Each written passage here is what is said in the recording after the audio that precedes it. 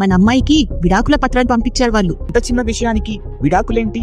Bags సర్దుకొని మీ అత్తారింటికి వెళ్ళిపో. ఆగు పద్మ. నేను ఆగనండి. నాకు చెప్పకుండా డివోర్స్ పేపర్స్ ఎలా రెడీ చేస్తావు నువ్వు? ఏమైంది అన్నయ్య? చదువు, అన్నీ అర్థమవుతాయి. వాట్? డివోర్సా? సూపర్. ఇంక నుంచి అసలైన గేమ్ స్టార్ట్ చేస్తాం. ఇది నా జీవితం, నేనెవరికి సమాధానం ఇవ్వాల్సిన అవసరం లేదు. ఇవన్నిటి వల్ల అమ్మా నాన్న విడిపోతారేమో అని భయమేస్తుంది నాకు. వాట్? న్యూస్ పేపర్ లో వేయడం ఏంటి? నేను ఆల్రెడీ చెప్పా కదా, విష్ణు నిన్ను త్వరలో వదిలేస్తాడు. ఏమైంది నీకు? ఇదంతా నాన్నకి తెలిస్తే ఏం జరుగుతుందో నీకు అర్థమవుతుందా? గౌరీ, నువ్వేం చేయాలనుకుంటున్నావమ్మా? ఏం మాట్లాడుతున్నావే? ఇక్కడే ఉండడం ఏంటి? గౌరీ! రాము కోపంగా గౌరీని పిలిచాడు. గౌరీ ఇంకా పద్మ కంగారుగా అక్కడికి వచ్చారు. ఏంటండి అంత కోపంగా ఉన్నారు? ఏమైంది? గౌరీ, అసలేం జరుగుతుంది? ఏమైంది నాన్న? మీ విడాకుల గురించి పేపర్లో ఎలా వచ్చింది? ఆ మాట విని గౌరీ షాక్ అయ్యింది. పద్మకి ఏం అర్థం కాక, ఏం మాట్లాడుతున్నారండి? పిచ్చి పట్టిందా మీకు? అవును, నాకు పిచ్చి పట్టింది. నీ మాట వినకుండా నా కూతురు నా పెంపకం అనుకుంటూ నమ్మి ఇప్పుడిక్కడిలా ఉన్నాను. నాన్న అలా అనకండి. నోరుమొయ్. నేను ఒకే ఒక ప్రశ్న అడుగుతాను, నాకు సమాధానం ఇవ్వు. అబద్ధాలు వినే ఓపిక లేదు నాకు. ఏంటండి అలా మాట్లాడుతున్నారు? ఆగు పద్మ. గౌరీ, నువ్వు చెప్పు, నువ్వు నిన్న నిజంగానే అల్లుడితో ఫోన్ మాట్లాడావా? గౌరీ ఏం మాట్లాడకుండా మౌనంగా ఉంది. నిన్నే అడుగుతుంది, సమాధానం ఇవ్వు. లేదు నాన్న, నన్ను క్షమించండి. ఆపు. మీ అమ్మ ఎంత చెప్పినా వినకుండా నీ మీద నమ్మకంతో నీకు నచ్చింది చేస్తూ వచ్చా ఇన్ని రోజులు. కానీ నువ్వేం చేశావు? చిన్న పిల్ల కాదు కదా, తన జీవితం తను చూసుకుంటుంది కదా అనుకున్నా. కానీ ఇదా నువ్వు చూసుకునేది? ఆపండండి. పాపం, దీంట్లో మన కూతురు తప్పెక్కడుంది? గౌరీ, ఇంక చాలమ్మా. మీ నాన్నకి నేను నిజం చెప్పేస్తాను. గౌరీ ఏం మాట్లాడకుండా మౌనంగా ఉంది. నిజమేంటి? ఇంకా నా దగ్గర ఎన్ని విషయాలు దాస్తున్నారు మీరు? అసలు నేను ఉన్నాననుకున్నారా, పోయాననుకున్నారా? అవేం మాటలండి? ముందు మీరు కోపం తగ్గించుకోండి. పద్మ, ముందు విషయం ఏంటో చెప్పు. అది నేను మీతో అన్నాను కదా, ఆ అమెరికా అమ్మాయికి అల్లుడికి మధ్యలో ఏదో ఉంది అనేసి. అదంతా నిజమే అండి. అమ్మా ఆపు. గౌరీ, నువ్వు మాట్లాడకు. ఆ అమెరికా అమ్మాయి ఇంతకు ముందే చెప్పిందంట, అల్లుడు మన అమ్మాయిని వదిలేస్తాడు, ఇష్టంతో చేసుకోలేదు ఈ పెళ్లి అనేసి. ఏంటి? ఏం మాట్లాడుతున్నావు? అవునండి, పైగా వాళ్ళిద్దరూ అమెరికాలో కలిసి ఉన్నారంట. అసలు ఏం మాట్లాడుతున్నావు నీకు అర్థమవుతుందా పద్మ? అవును నాన్న, అమ్మ చెప్పింది నిజమే. ఆయనకి ఆ అమ్మాయికి మధ్యలో ఏముందో ఏం లేదో నాకు తెలీదు. కానీ ఆ అమ్మాయి మాత్రం వాళ్ళ మధ్యన ఏదో ఉందనే మాట్లాడుతుంది. ఆ విషయం ఆయనని నేను ఎన్నిసార్లు అడిగినా మాట దాటేస్తున్నారు. ఇప్పుడు నిజంగానే ఆ అమ్మాయి చెప్పినట్టే నాకు విడాకులు ఇస్తున్నారు. ఇంత జరుగుతుంటే నువ్వు మా దగ్గర ఎందుకు దాచావు? బొమ్మలాటగా ఉందా ఇదంతా నీకు? పద్మ, నీకన్నీ తెలుసు కదా, నువ్వెందుకు నాతో చెప్పలేదు? మీ ఇద్దరితో మాట్లాడే ఉపయోగం లేదు. నేను వెంటనే అల్లుడికి ఫోన్ చేస్తాను అని విష్ణుకి ఫోన్ చేశాడు. కానీ విష్ణు ఫోన్ ఎత్తడు. ఇంకా చాలు. గౌరీ, వెళ్ళి బట్టలు సర్దుకో, మనం ఇప్పుడే బయలుదేరి వెళ్తున్నాం. న్యూస్ చదివిన విష్ణుకి చాలా కోపం వచ్చింది. విష్ణు కోపంగా రావడం చూసిన సంధ్య, విష్ణు, అరవకు. నాకు తెలుసు నువ్విక్కడికి ఎందుకు వచ్చావో. నేను నీతో మాట్లాడడానికి రాలేదమ్మా.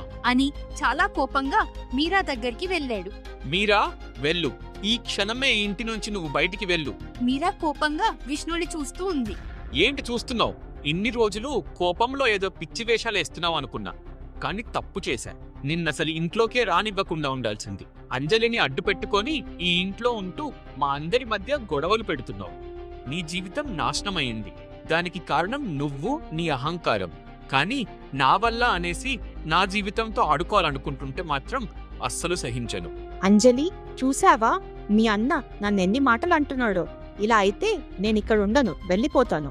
అంజలి ఆ మాట విని ఏం మాట్లాడకుండా కామ్గా ఉంది. ఏంటంజలి, ఏం మాట్లాడట్లేదు? నేను వెళ్ళిపోతే మన బిజినెస్ ఇంక ఎప్పటికీ స్టార్ట్ అవ్వదు. నువ్వు ఎప్పటికీ బిజినెస్ చేయలేవు. అసలు నీకేమైంది? మీరా, సారీ, బట్ ఈ విషయంలో నేను నీకు సపోర్ట్ చేయలేను. అసలు నువ్వు ఇలా ఎందుకు చేసావో కూడా నాకు అర్థం అవ్వట్లేదు. గౌరీ వల్ల ఈ ఇంట్లో ఆల్రెడీ గొడవలు అవుతుంటే నువ్వు వాటిని ఇంకా పెద్దవి చేస్తున్నావు. ఓ, సో నువ్వు కూడా పార్టీ మార్చేసావా? నేను మీ ఇంటి మంచి కోసం, ఆంటీ హ్యాపీనెస్ కోసం ఆలోచిస్తుంటే నీకది తప్పుగా అనిపిస్తుందా? అసలు ఆ గౌరీ మీకు కరెక్ట్ కాదు, అందుకే నేను ఇలా చేశాను. షటప్. నీ సోది మాటలు నమ్మడానికి పిచ్చోడ్లా కనిపిస్తున్నానా నేను? నేను నీకు నో చెప్పినందుకు ఇదంతా చేస్తున్నావనేసి ఇక్కడ అందరికీ తెలుసు. ఓ, నువ్వు నాకు నో చెప్పావని ఒక్కటే తెలుసు కదా విష్ణు. దానికి ముందు జరిగిన వాటి గురించి ఎవరు చెప్తారు? పోనీ నన్ను చెప్పమంటావా? ఏంటి బెదిరిస్తున్నావు? ఇంక నీకు భయపడింది చాలు. నేను మొత్తం నిజం గౌరికి చెప్పేయాలని ఎప్పుడో డిసైడ్ అయ్యాను. ఇప్పుడే బయలుదేరి వెళ్తున్నాను. ఇంక నువ్వేం చేసుకుంటావో చేసుకో అని వెళ్తుంటే విష్ణు ఆగు. అమ్మా, నువ్వు నీ కోపంతో ఈగోతో చాలా తప్పు చేస్తున్నావు. ఇప్పుడు నీకు అర్థం కావట్లేదు గాని తర్వాత నువ్వు చాలా బాధపడతావు. నేను నీలాగా ఉండలేను. నేను వెళ్తున్నాను. గౌరీని తిరిగి తన ఇంటికి తీసుకొస్తాను. అని వెళ్తుంటే అప్పుడే రాజు చాలా కోపంగా ఇంటికి వచ్చాడు. అంజలికి భయం మొదలైంది. అమ్మో, నాన్న వచ్చేశాడు. దేవుడా, నువ్వే కాపాడాలి. అసలేం జరుగుతుంది ఇంట్లో? నాన్న, చూసారా? న్యూస్ పేపర్లో వేయించారు. అసలు నా పర్మిషన్ లేకుండా డివోర్స్ పేపర్స్ గౌరికి పంపించింది అమ్మ. అది కాకుండా ఆ విషయాన్ని న్యూస్ పేపర్లో వేయించి నిజంగానే నన్ను గౌరీని విడదీద్దామనుకుంటుంది. సంధ్య, నువ్వేం చేస్తున్నావో నీకు అర్థమవుతుందా? పిచ్చి పట్టిన దానిలా పిచ్చి వేషాలేస్తున్నావు. నిన్నేమనాలో కూడా అర్థం కావట్లేదు నాకు. అసలు డివోర్స్ పేపర్స్ ఎందుకు చేయించావు? ఏం చేద్దాం అనుకుంటున్నావు? ఇంకా అర్థం కాలేదా? నాకు ఆ అమ్మాయి ఇంట్లో కోడలిగా ఉండడం ఇష్టం లేదు. ఎందుకు ఇష్టం లేదు? నీకు అంతగా ఇష్టం లేకపోతే, అంత కష్టంగా ఉంటే నువ్వు ఆ అమ్మాయికి దూరంగా ఉండు. అంతేకాని భార్యాభర్తలను విడదీసే అధికారం నీకెవరిచ్చారు? ఏం మాట్లాడుతున్నారు? ఆ అమ్మాయికి నేను దూరంగా ఉండాలంటే ఆ అమ్మాయిని ఇంటి నుంచి పంపేయాలి కదా. అందుకే ఈ డివోర్స్. నోరుమొయ్, నువ్వు దూరంగా ఉండు. కానీ విష్ణు ఇంకా గౌరీ వేరే ఇంట్లో వేరే కాపురం పెడతారు. సంధ్య ఆ విషయం విని షాక్ అయ్యింది. నాన్న, ఏం మాట్లాడుతున్నారు? అన్నయ్యని ఇంట్లో నుంచి వెళ్ళిపోమంటున్నారా? అవును, వాడిక్కడుండి ఇలా రోజు బాధపడుతూ మీ అమ్మకి కొడుకులా బ్రతకడం కన్నా గౌరీకి భర్తగా బ్రతకడమే వాడికి సంతోషాన్నిస్తుంది, గౌరవం ఇస్తుంది.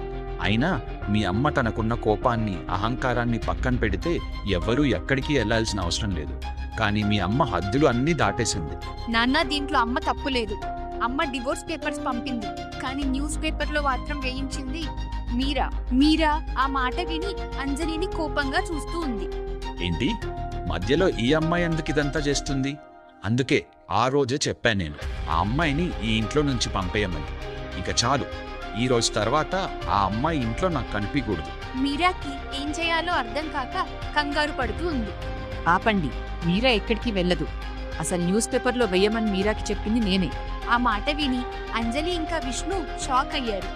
మీరా మాత్రం అమ్మయ్య అనుకొని హ్యాపీ అవుతుంది. సంధ్య, నీకు నిజంగానే పిచ్చి పట్టింది. అసలు నీకెలా చెప్తే నువ్వు మారుతావో అర్థం కావట్లేదు. అసలు నువ్వు మారుతావనే ఆశ కూడా పోయింది నాలో. ఇదంతా కాదు. రే విష్ణు, నువ్వు వెంటనే వెళ్ళి గౌరీని తీసుకొని రా. తర్వాత ఏం చేయాలో నేను చెప్తాను. విష్ణు బయలుదేరుతాడు.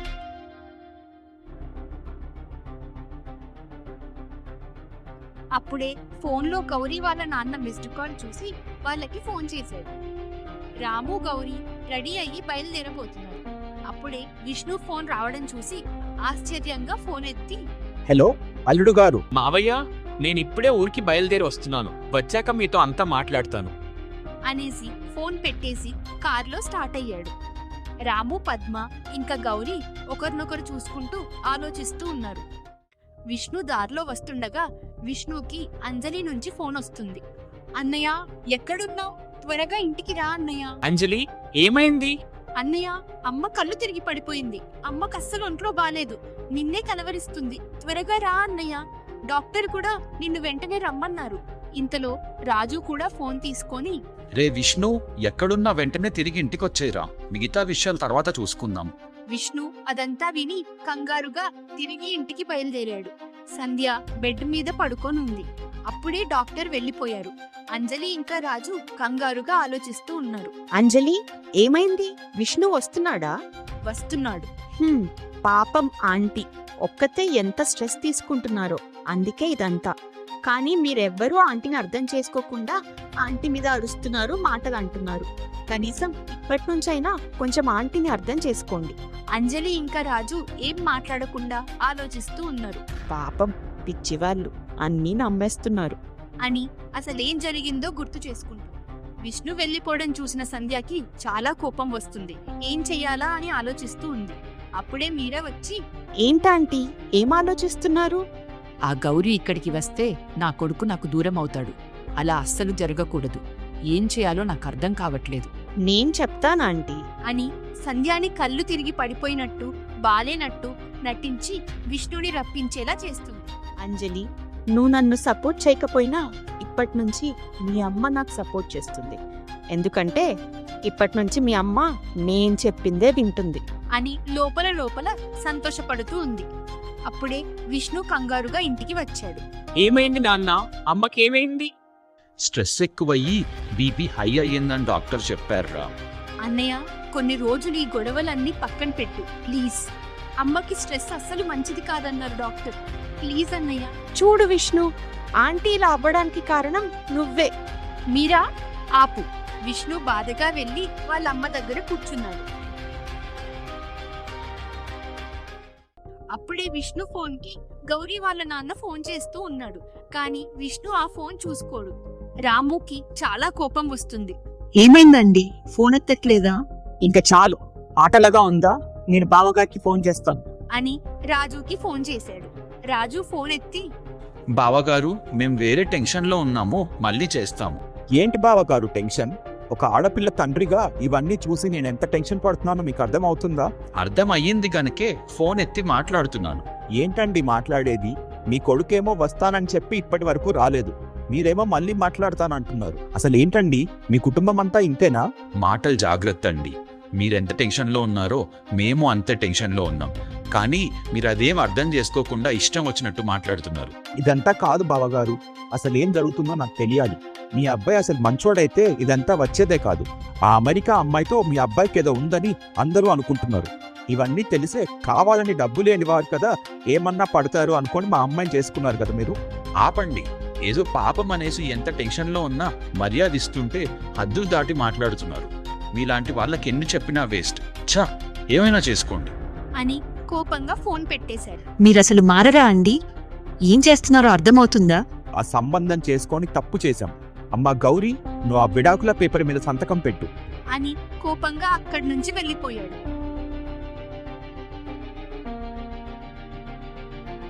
కాసేపటి తర్వాత విషయం తెలుసుకున్న రాధ ఇంటికి వచ్చింది. ఏంటక్కా ఇదంతా? నేను ఆ రోజే చెప్పాను నాకేదో అనుమానంగా ఉంది అనేసి. ఇప్పుడు చూడు, అదే నిజమైంది. అయినా పేపర్లో వెయ్యడం ఏంటక్కా?